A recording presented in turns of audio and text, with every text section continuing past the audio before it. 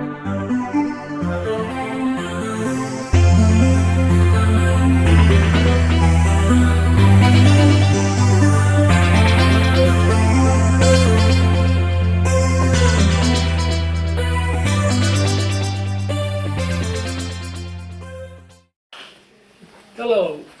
my name is Phil Upchurch. I'm from Missouri, and I'm joined here today by Herbert Jackson Upchurch of South Carolina. Our purpose today is to present the story of Richard Upchurch III, one of the fifth generation members of the American Upchurch family that had what we call clans.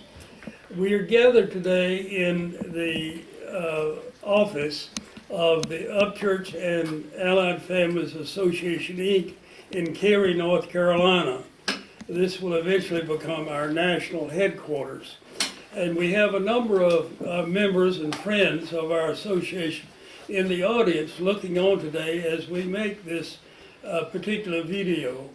And our purpose is to tell the story of Richard Upchurch III, as we have already done for quite a few of the other 22 members of the fifth generation of the family who lived in America at the time of the Revolution. This is a very important part of our family, and it's a pleasure to bring the highlights here. Now, Jack Upchurch is a member of the Richard Upchurch III clan, and he also is a member of our 13-member board. So we're pleased to have you with us, Jack, in this inaugural presentation about your family.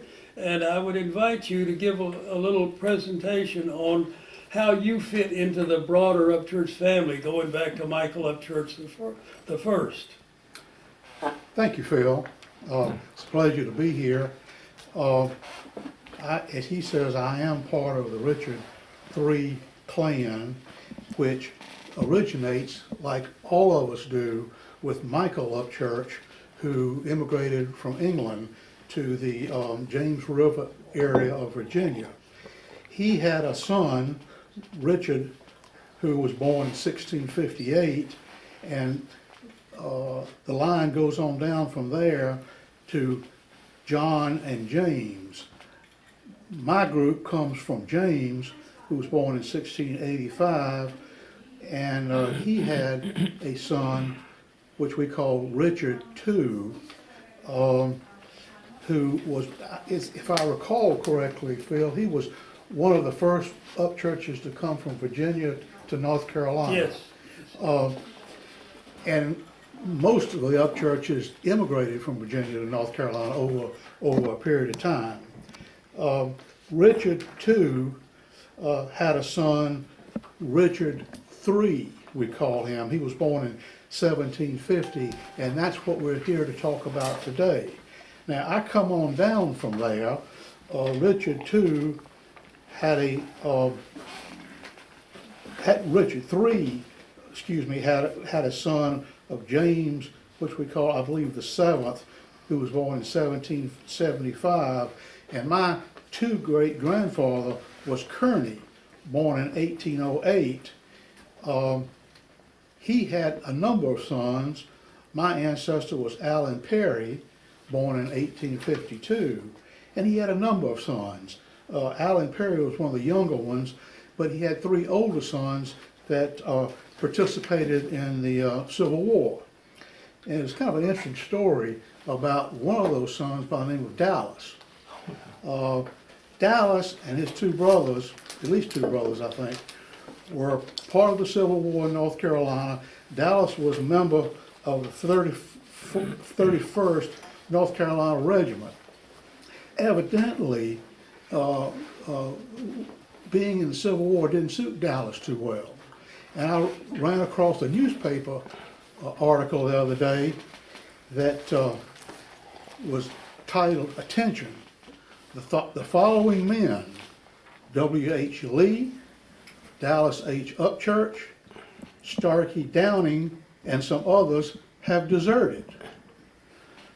I offer a $30 reward for apprehension and delivery of each one to me at Wilmington, North Carolina. So that's my heritage. Deserter. And the line goes on down from Kearney to my great-great-grandfather, Allen Perry, my grandfather, Walter McGowan, my father, Herbert Jackson Upchurch, me, Herbert Jackson Upchurch Jr., and then my son, Robert Jackson, and my grandson, Jackson McKay. So, and Jackson McKay was born in 2017, so Phil, that takes it all away. Sorry, thank you. All right, well, thank you, Jack, for that story and that interesting little vignette. I'll need now to start back with Richard Upchurch III and talk a little bit about his father, Richard Upchurch II.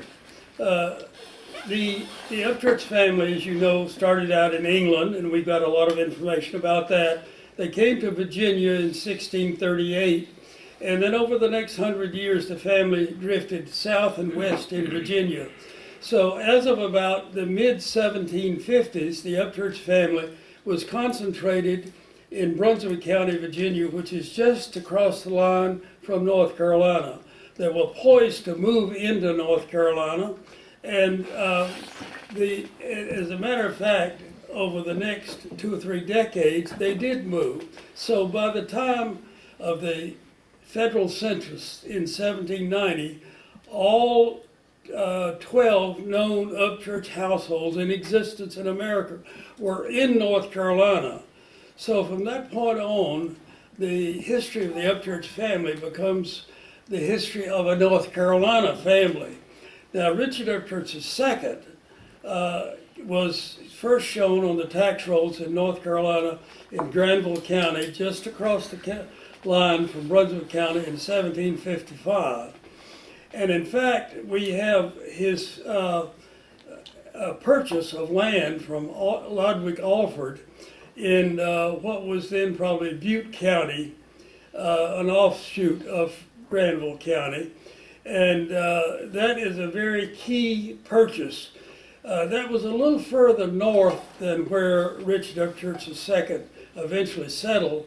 But the important little point I want to make is that in 1772, Richard Upchurch II sold a piece of that land, 150 acres, to his son Richard Upchurch III. So that's a little piece of the history in North Carolina quite early. And then we find Richard Upchurch II moving to what the southern tip of Franklin County, and there he lived the rest of his life.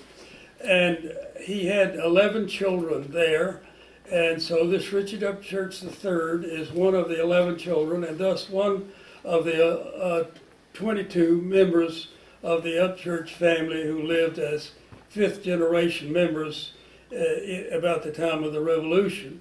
Now, Richard Upchurch III lived all of his life after he reached that southern tip of Franklin County as a young boy in that county. He bought a number of tracts of land, he sold a number of tracts of land, and we eventually learned all of the land that he owned at the time he died. Richard Upchurch III died in 1817 without a will, which means that the courts had to figure out who the heirs were, and that gave us very specific information about those 8 children who inherited the land. And we, in fact, have been successful in finding and publishing the Upchurch Bulletin. The exact acreage is a map of who got what piece of land, including which piece Richard Upchurch III got. Now, there is some, we have huge amounts of information about Richard Upchurch II and III, and I want to tell the rest of the story about Richard Upchurch III in a different way. I want to tell it from the standpoint of our biofile system. Now, in earlier videos, we have not been able to do this because we were not far enough along in placing these on our website. The fact is, we have 40 4-drawer file cabinets of biofiles Here's the biofile of Richard Upchurch III. It's on our website. You can go there and read it. And it has dozens and dozens of entries. Now, these are undigested and unvetted, but probably 95 to 98% accurate. And this is the story that you could use to write a book about Richard Upchurch III. I won't go into much detail, but I will say that of the 40 file cabinets we have, 20 are devoted to biofiles. Of those 20, 5 are devoted to people with the last name Upchurch, and 15 to the last name not Upchurch, but still connected. Now, these 5 file cabinets, Jay has already got those on our website, and I not only have here before me, which I printed out from our website, and which you can go and look at, is every single page and every entry in those biofiles. This is an extremely valuable asset for not just the Upchurch family, but for families overall in America, covering this period going back into the 1700s. These biofiles will increasingly be perfected and improved, and they match with a family tree on Ancestry.com, which Allied Families has for each of these key individuals. So there will be an Ancestry.com family tree for Richard Upchurch III. But I'll move on quickly to his 8 children, and here are the biofiles on all of his 8 children. Now, you can imagine that old Phil Upchurch has gone back to these hundreds and hundreds of times, and I have dozens and dozens of collaborators who have supplied information, all of which are recorded in these documents. And all of these are on the website for you to see.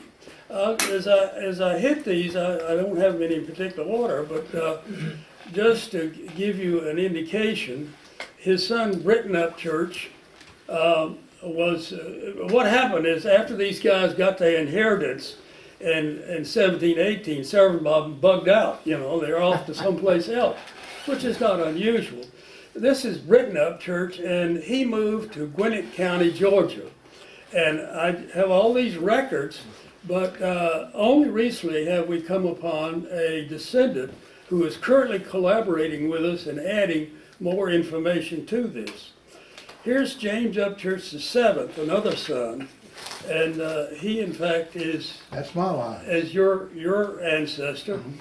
And he lived, as far as we know, all of his life in Franklin County, and by collaborating with an old timer there, who was a cousin, by the name Ben Perry, he told me over the years there's a certain grave site at a certain place, and we finally looked for it, and we have a member of our audience who went to that site, and we found the one gravestone there with the date 1833. There's a very good chance that is the death's remaining resting place of James Upchurch II. But he had other interesting descendants that went on to give other information. For example, his daughter Elizabeth Thaney Upchurch married a Phillips, and we have the Phillips dilapidated mansion in Franklin County you can go and see. And from that Phillips group grew a group of people who in the 1920s became professional makeup artists in Hollywood. And we've got gobs of pictures and stories in the Upchurch Bulletin and other places. And of course, if you go read their biofiles, you find that information there. Claiborne Upchurch, another son, he bugged out and he went to Georgia and ended up in Henry County, Georgia. I have huge amounts of information on Claiborne. Now, I say huge amounts, but remember, this is only a fraction of the information that's actually available as you go digging into the records and find more and more. So, folks, we aren't finished yet. Now, Berkeley Upchurch is another son, one of the 8 children, and he lived out the rest of his life in Franklin County and was a very interesting character. Here's Larkin Upchurch.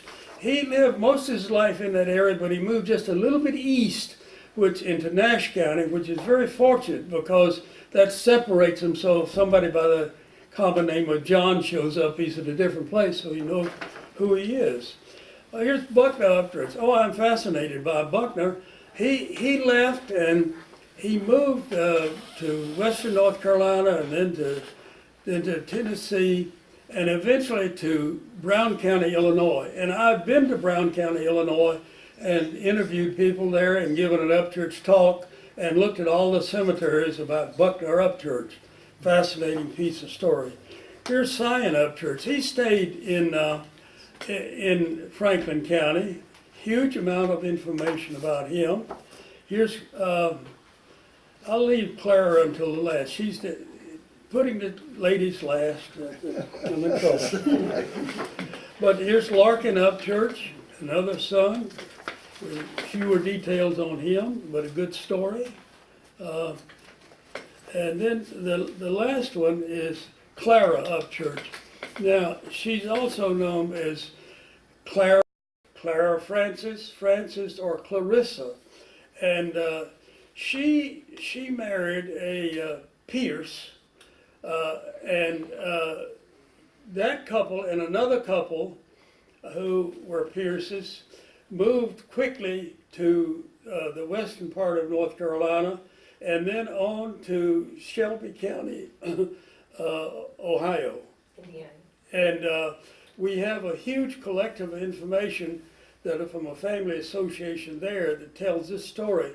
But we have the least information of the 8 children of Clara, but we have absolute proof right here in this document that she was the daughter of Richard Upchurch III. Well, you know, we have such a short amount of time to tell the story of Richard Upchurch III, and I hope this gives you just a general idea. And I also hope that you will be pleased that we have introduced you to our biofile system through the eyes of Richard Upchurch III. So with that, I will close out this session and hope that many people will see this video and will be attracted to our biofile system and will help us perfect it more by volunteering their time or, equally important, their money. It takes money. It's a pleasure to be with you here today, and Jack, thank you ever so much. Thank you for thank having you me. all to the audience. And we're pleased to have this event.